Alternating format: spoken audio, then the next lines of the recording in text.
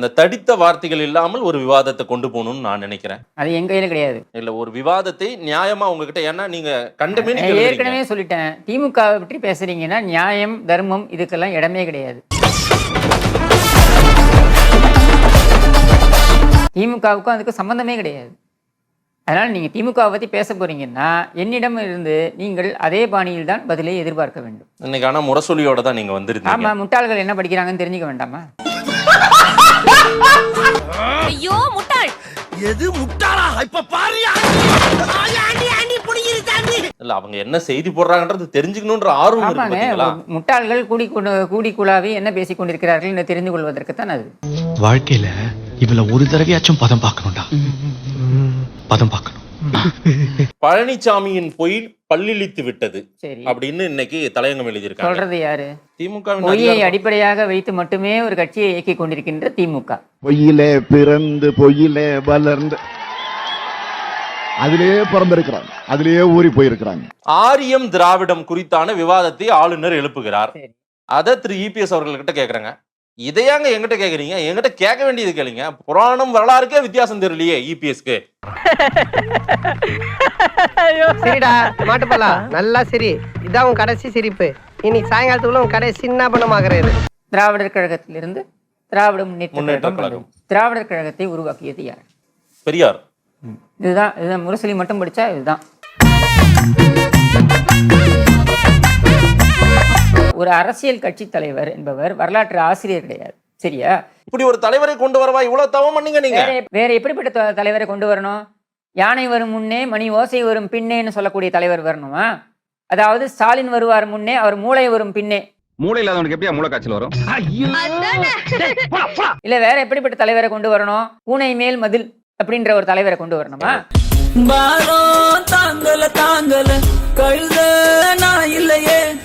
கேட்ட கேள்விக்கு திராவிடம் குறித்து ஸ்டாலினை நான் சொல்றேன், திராவிடம் குறித்து ஸ்டாலினை 10 நிமிடம் துண்டு சீட்டு இல்லாமல் பேச சொல்லுங்க. இதெல்லாம் நடக்காது தம்பி, நடக்காது கண்ணு. அதனாலே நீ உன்னை திருத்திக் கொள்.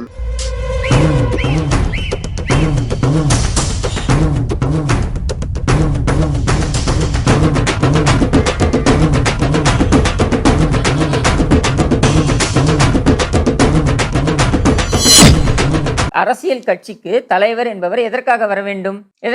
அந்த கட்சியை பற்றியான ஒட்டுமொத்த வரலாறும் தெரிந்த ஒருவர் தலைவராக இருக்க வேண்டும். நீ இந்த தத்துவங்களை எல்லாம் பேச ஆரம்பித்த பொழுது அவன் என்ன செய்து கொண்டிருந்தான்? நடிகைக்காக பால்டாயில் குடித்துக் கொண்டிருந்தான். இன்றைக்கு அவன் உனக்கு தலைவன் என்று நிற்பான் என்றால் நீ தத்துவத்தை பற்றி பேசலாமா? சொல்லுவியா சொல்லுவியா சொல்லுவியா? வீடு வீட்டுக்கு பிச்சை வாங்கி திங்கிற நாயே. தெரியல. ஸ்டாலினுக்கு தெரியும் திமுக என்ன தெரியும்? ஸ்டாலினுக்கு திமுக எங்க இருந்து சுதந்திர தினமே என்னைக்கும் தெரியாது, குடியரசு தினம் என்னைக்கும் தெரியாது. இவர் வந்து அப்படியே வரலாற கரைச்சி குடிச்சிருவாராமா?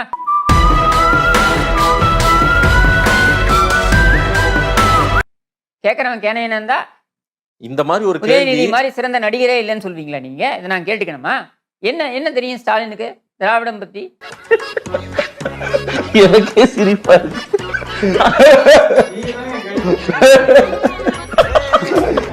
ஆனால் ஜனவரி மாதம் 15ஆம் தேதி சோதனை நாள் வருகிற போது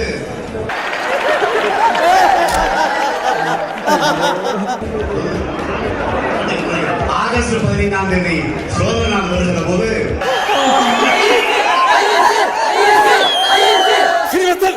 திமுக எதற்காக ஆரம்பிக்கப்பட்டது?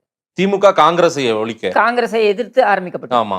அவர்கள் சொன்ன காரணம் வந்து ஈவேரா இன்னொரு திருமணம் செய்து கொண்டார், நான் கட்சியை ஆரம்பித்து விட்டேன் அப்படின்னு சொல்லிட்டு. ஏண்டா கெழுட்டு நாயே, நாடி நரம்பெல்லாம் ஆடி போச்சு, உனக்கு இளம ஊஞ்சல் ஆடுதா? உலக வரலாற்றில் ஒருவர் 2வது திருமணம் செய்து கொண்டார் என்பதற்காக ஆரம்பிக்கப்பட்ட கட்சி தான் திமுக. என்ன கேட்கிறேன்னா, தனி மனித தாக்குதலை மையப்படுத்தி தான் திமுக ஆரம்பிக்கப்பட்டது. திமுக தான் இங்க பாசிச பாஜக, மத வெறி பாஜக, ஆமா, அது என்ன சுதேசி நடிகர்கள். ஆமா, என்னெல்லாம் சொல்றதா இருந்தா திமுக சொம்புன்னு சொல்லாத, திமுக அண்டான்னு சொல்லு. சுதேசி நடிகர்கள். இந்த சுதேசி நடிகர்கள் என்று உங்களுக்கு தெரியாதா? 5 ஆண்டுகள் வாஜ்பாய் அரசாங்கத்தில் அங்கம் வகிக்கும் பொழுது தெரியுமா? தெரியாதா? தெரியாது தெரியாது தெரியாது தெரியாதா? மோடியை 2014 மோடி நல்ல மனிதர், என் நண்பர் என்று சான்றிதழ் கொடுத்தாரு கருணாநிதி, அப்பொழுது உங்களுக்கு தெரியாதா? அப்படின்னு உங்க மனசாட்சி உங்களை பார்த்து கேள்வி கேட்காத மிஸ்டர் பார்த்தசாரதி. அந்த கலவரம் நடந்ததுல, குஜராத்தில் கலவரம் நடந்ததுல, அந்த கலவரம் நடந்த பொழுது பாராளுமன்றத்தில் தீர்மானம் கொண்டு வந்தாங்களே பாஜக, அதுவும் மோடிக்கு எதிராக ஒரு தீர்மானம் கொண்டு வந்த பொழுது அந்த தீர்மானத்தை எதிர்த்து வாக்களித்த திமுகவுக்கு அன்றைக்கு தெரியாதா பாசிசம் என்னன்னு? இந்த ஈன பொழப்புக்கு பேசாம எங்கயாவது போய் ஊருக்கு போயிடலாம். உங்க திமுகவுடைய நீண்ட நெடிய கொடிய வரலாறு எல்லாருக்குமே தெரியும், சரியா? நீங்க எப்படிப்பட்ட வரலாறை கொண்டிருக்கிறீர்கள் அப்படின்ட்டு. கருணாநிதி வகையறாவுடைய திராவிட வரலாறை தெரிந்து கொள்ள வேண்டும் என்றால் அதற்கு ஒரு என்சைக்ளோபீடியா இருக்கு, அதன் பெயர் வனவாசம்.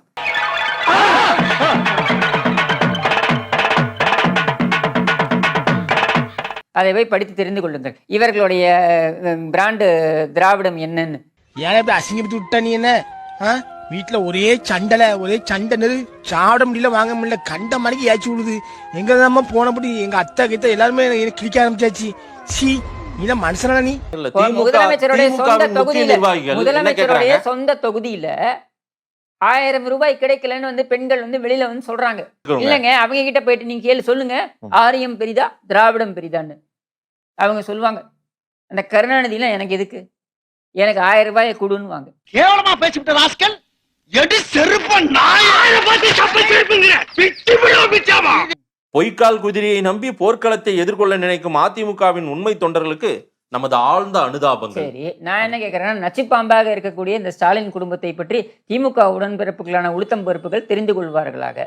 இவனும் ஈக்குவலா மைண்டம் பண்றானே. பொய்க்கால் குதிரை மட்டும் இல்ல, வெள்ளை கொடியை தூக்கி கொண்டு ஓடினாரே இந்த அரசியல் புல்தடுக்கி பயில்வான், அந்த புல்தடுக்கி பயில்வானை பற்றி தெரிந்து கொள்வார்களாக. எனது ஆழ்ந்த அனுதாபங்கள் அல்ல, உங்களுக்கு ஏற்ற தலைவர் தான் நீங்கள் வைத்திருக்கிறீர்கள் என்பதனால் எனது ஆழ்ந்த வாழ்த்துக்கள். கலைஞரின் அடிமைகள் என்று சொல்வோமே, அதுபோல கலைஞரின் குடும்பத்தில் இருக்கிற அத்தனை பேருக்கும் கழகத்தின் சார்பில் உழைக்கின்ற கொத்தடிமைகளை சொன்னா கூட கவலை இல்லை, நாங்கள் அடிமைகள் தான்.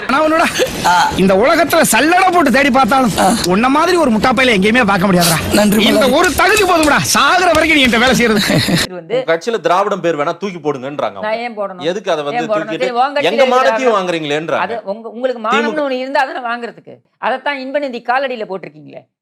அப்புறம் உங்களுக்கு என்ன பெரிய மானம், வெக்கம், ரோஷம் எல்லாம் அது பேசுறதுக்கு உங்களுக்கு என்ன தகுதி இருக்கு? நான் கேட்கிறேன்.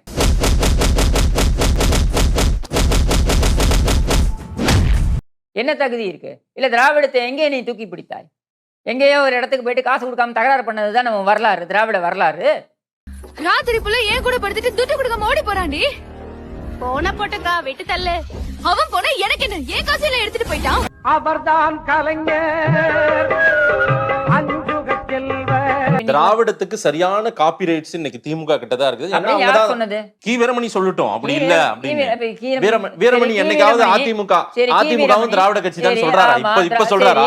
செல்வி ஜெயலலிதா எங்க பிராமணர் தானே. சரி, அவருக்கு சமூக நீதி காத்த வீராங்கனை என்ன பட்டம் கொடுத்தது யாரு? வீரமணி தான். வீரமணி தானே. அப்ப அன்னைக்கு தெரியலையா உங்களுக்கு ஆரியம் திராவிடம்? கண்ணு எலும்புந்தோலுமா இருக்காரு, பொட்டுன்னு போயிடுவாரு ராசா. இன்னைக்கு பேச மாட்டேன்றாரு. இன்னைக்கு திராவிட கட்சினா திமுக சொல்றாரு.